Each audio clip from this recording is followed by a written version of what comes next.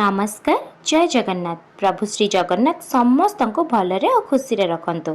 आज आम बनैबा छतु पत्र पोड़ा। एक्चुअली आज पत्र पोड़ा बनैबार किसी प्लान नथिला। सकाळु सकाळु हजबैंड छतु आनिकी देके कहले आज टिके चिली मशरूम बनौन। मु कहली चिली मशरूम सबु बेले तो मशरूम आसिला माने से चिली ही बनुची, सबुदिन कौन से चिली जे। तो से कहले ठीक अच्छे जहाँ तुमको इच्छा से बनई दियो। तांका कथा सुनिके फटाफट काम लगिगली।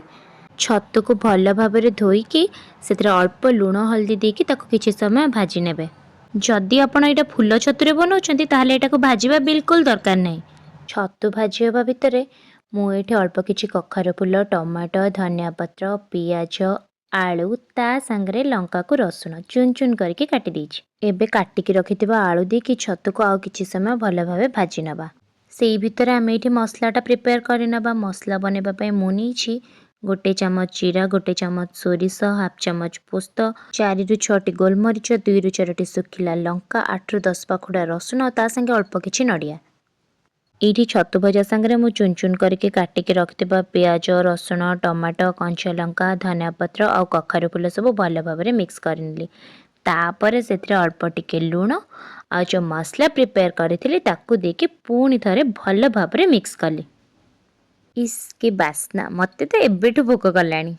जल्दी जल्दी गैस रे गोटे तावा बसैकी तेल गरम करनेली। तापर मिक्स करके रखिथिबा छतु को कखारू पत्र रे भल भाव पैक करदेली। एबे सूता साहाय्य रे कखारू पत्र गुडी को भल भाव बांधी नेली। पूर्वरु गरम करके रखिथिबा तावा रे कखारू पत्र रे बांधी के रखिथिबा छतु गुडी का रखिदेली। तापर कभर करके कुक हवा पई देली।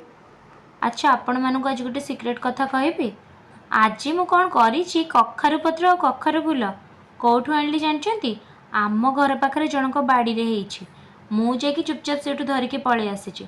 जदि से देखिथिबे बाप रे बाप छतुर पत्र पोड़ा हो कि न हो मते से छतु करदेवे।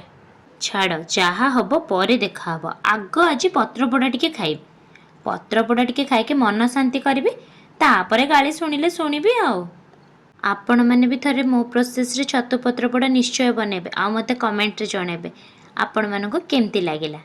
मो वीडियोटी जदि आपण मानको भल लागिथिबो ताले लाइक शेयर सब्सक्राइब करबा को जम्मा भी भूलिबेनी। धन्यवाद। रहिली। जय जगन्नाथ।